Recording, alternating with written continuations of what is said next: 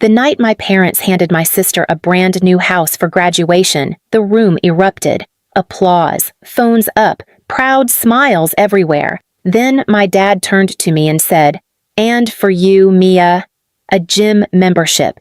People laughed, not awkwardly, loud. I felt something crack. I walked out shaking, telling myself humiliation was the worst they could do. I was wrong. Weeks later, a letter arrived with my name printed neatly on the front.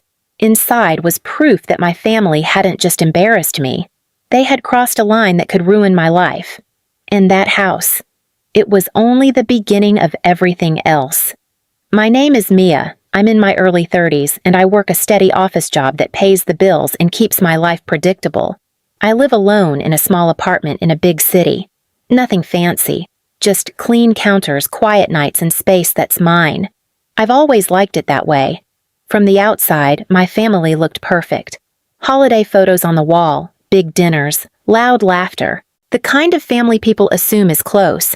But inside that house, there was a clear order, and I learned it early. Barbara, my older sister, was the golden one. Everything came easier to her, or at least it seemed to. When she messed up, someone cleaned it up. When she wanted something, it appeared. New car after an accident. Extra help when classes got tough. Excuses made on her behalf before anyone even asked. I was the opposite, the responsible one. The one who didn't need help, the one who could handle it. If something went wrong in my life, the answer was always the same: you'll figure it out. And I did. Over and over again. That night at the graduation dinner, the pattern finally became impossible to ignore. The house they gave Barbara was worth around $120,000. Everyone knew it. They didn't whisper it. They announced it like a trophy. Barbara played surprised, but her smile gave her away. She'd known. She always knew. When my gift came out, it was small enough to fit in one hand. A gym membership. My mother said it was practical. My father joked about staying healthy. A few relatives laughed like they were relieved it wasn't happening to them. I remember looking down at the table, tracing a scratch in the wood with my finger trying to breathe normally. I wasn't angry yet. I was embarrassed. Shrunk. Like I'd just been reminded of my place. Barbara leaned over and whispered something about how I could upgrade myself if I tried harder. I didn't answer. I didn't trust my voice. That was the moment I understood something important. This wasn't thoughtless. It wasn't a mistake. It was deliberate. And if I stayed, I'd spend the rest of my life being grateful for scraps. I didn't make a speech when I left that night. I didn't flip a table or shout across the room. I just stood up, picked up my coat, and said I'm heading out. My mother frowned like I'd embarrassed her. My father barely looked up. Barbara smirked, already distracted by the attention around her. The cold air outside hit my face, and I kept walking until my hands stopped shaking. I sat in my car for a long time, staring at the steering wheel, replaying every laugh in my head. That was when I decided I was done pretending this was normal. Within a week, I found my apartment, small, quiet, and mine. I moved without asking for help. I didn't tell my parents where I was going. I didn't make announcements. I just left. For the first few days, the silence felt strange. Then it felt peaceful. Barbara broke it first. She called, her voice light and teasing. "So, how's the place, cozy?" I didn't answer. She texted later, a photo of her living room, hardwood floors, big windows, a caption that said, "Still can't believe it's mine." I muted the thread. My parents tried next. My mother left voicemails asking if I was done being dramatic. My father texted once, "Call when you cool off." I didn't respond. Every message felt less like concern and more like irritation that I wasn't playing my role. A month passed. I settled into a routine. Work during the day, simple dinners at night. I bought a cheap plant for the window and watched it grow. It felt like proof that something in my life was finally moving forward instead of sideways. Then, late one evening, my phone rang. Barbara's name lit up the screen. I almost ignored it, but something in my gut told me to answer. She was crying. Not performative crying, real panic. Between gasps, she told me she'd made a mistake, a stupid one. She'd gone to a casino on a trip with friends. She thought she could double some money. She kept betting. She didn't stop. She lost the house. I sat on the edge of my bed listening. I didn't interrupt. I didn't comfort her either. When she finished, there was a long pause. She finally said, "Mom and Dad are freaking out." Of course they were. The call started the next morning. My parents urgent now, softer. They said things like family helps family and this isn't the time to hold grudges. They asked if I could help cover some bills, just for a little while, until things got sorted out. I stared at the wall and felt something shift inside me. This was it, the moment everything I'd lived through led to, and I knew whatever I chose next would change everything. I didn't answer my parents right away. I needed time to think not about money, but about patterns, about how quickly the tone had changed. A month earlier, I was dramatic. Now, I was needed. Barbara showed up at my apartment 2 days later. I hadn't given her the address. That alone should have warned me. She stood in the hallway looking smaller than I remembered, her confidence replaced with desperation. Her clothes were wrinkled, her eyes red, her voice unsteady.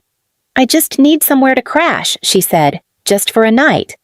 I let her sit on the couch. I didn't offer food. I didn't hug her. I listened. She talked in circles, about bad luck, about pressure, about how none of this would have happened if our parents hadn't pushed her so hard. Not once did she say I messed up. She stayed the night, then another.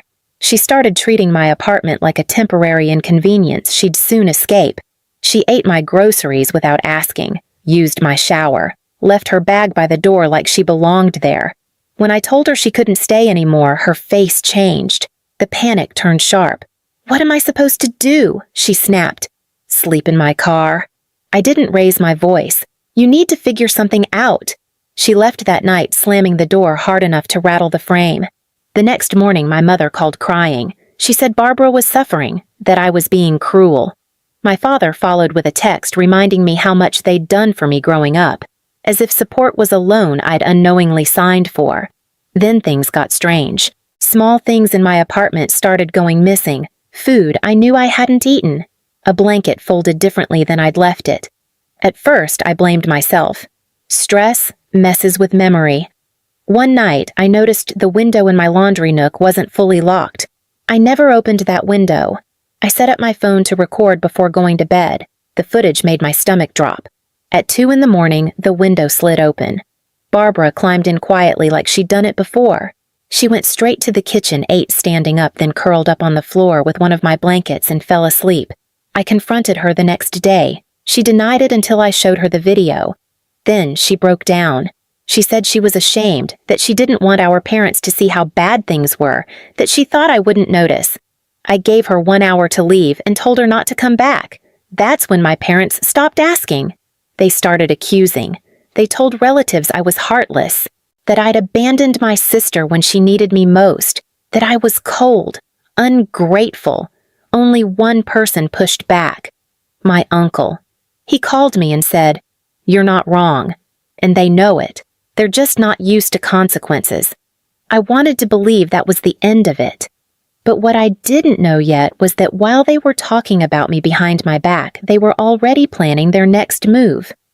The letter arrived on a Tuesday. Plain envelope. My name printed neatly like nothing inside could possibly be dangerous. I opened it standing at the counter, coffee going cold beside me. It said I owed money. Not a small amount. Enough to make my chest tighten. Enough to threaten everything I'd worked for. The letter listed payments that were past due and warned that further action would follow if the balance wasn't addressed. I read it 3 times, convinced there had been some kind of mix-up. I hadn't taken out any loans. I paid my bills on time. I kept my life boring on purpose. Then I saw the address on the paperwork, my parents' house. My hands started to shake. I spent the rest of the day making calls, asking careful questions, writing things down. By the time the sun went down, I understood exactly what had happened. Someone had used my information to open a loan. The money had gone straight into covering Barbara's mess, rent, utilities, other bills they didn't want to name. They hadn't asked me. They hadn't warned me. They decided for me. I drove to my parents' house that night. I didn't call ahead. I didn't need to. I walked up the familiar steps, feeling like I was entering a place that no longer belonged to me. My mother opened the door and froze when she saw my face. "Mia," she said too quickly, "you should have called." I walked past her into the living room. My father was sitting on the couch. Barbara stood near the window, arms crossed, jaw tight. I set the letter on the table. "Explain." My mother picked it up, glanced at it, then looked away. "We were going to tell you." When I asked, my voice was steady, which surprised me. My father sighed like I was exhausting him. Things got out of hand. We needed time. "You used my name," I said. "My credit. My future." Barbara scoffed. "You're overreacting. It's temporary." I turned to her. "You don't get to decide that." My mother stepped between us, palms up. You know how desperate she was. What were we supposed to do? Let her end up on the street? I laughed once. Short, sharp. "So you decided to put me there instead." "That's not fair," my father snapped. "We raised you. Don't you think you owe us something?" That was it. The sentence I'd been waiting for my whole life. "No," I said. "I don't." The room went quiet. I told them everything, slowly, clearly. I explained what this could do to me, how it could affect my ability to rent, to move, to live. I told them this wasn't a family disagreement. It was a serious violation. My mother started crying, real tears this time. "We didn't think you'd find out so fast." Barbara rolled her eyes. "You always make everything about you." I turned back to my parents. "Here's what's going to happen. You're going to fix this. Immediately. You're going to handle the payments and close anything opened in my name. If I hear from them again, I will involve the authorities. I'm not threatening you. I'm informing you." My father stood up, anger flashing across his face. "You wouldn't." "I would," I said. "And I won't lose sleep over it." Barbara exploded. "You're unbelievable. You have a good job, a nice life. You could help me, and you're choosing not to." I looked at her and saw it clearly for the first time. Not confidence, not entitlement. Fear. "I already helped you," I said quietly, "by stepping aside and letting you face your own choices." She stared at me, stunned. I left without another word. For the next 2 days, my phone didn't stop buzzing. Calls, messages, guilt dressed up as concern, accusations disguised as disappointment. I didn't answer any of it. On the 3rd day, I got confirmation that the loan had been handled, closed, paid. Again, I didn't ask how. I locked down my credit, changed passwords, drew lines so clear they couldn't pretend not to see them. That night, my uncle called. "They're furious," he said, "but they're scared too. They know they went too far." "What about Barbara?" I asked. "She's angry," he said, "but for the first time, she's also stuck." I hung up and sat in the quiet of my apartment, listening to the hum of the vent, the city muffled outside the window. My heart was still racing, but underneath it was something new. Relief. A week later, Barbara tried again. She showed up unannounced, standing in the same spot she'd stood before. She looked worse, tired, worn down. "I just need to talk," she said. I didn't move. "Say it." "They won't help me anymore," she said. "Mom and Dad, they said I need to figure it out." I almost felt sorry for her. Almost. "I can't do this alone," she said. "I can't keep working 2 jobs. I can't live like this." I held the door. "You should have thought about that before," she snapped. "You think you're better than me?" "No," I said. "I think I learned faster." She left without another word. That was the moment I understood the power had shifted. Not because I'd won something, but because I'd stopped losing myself to them. And for the first time, they had nothing left to take. After that night, everything went quiet. The loan was officially closed. My credit was locked down. No more letters. No more threats hiding behind polite language.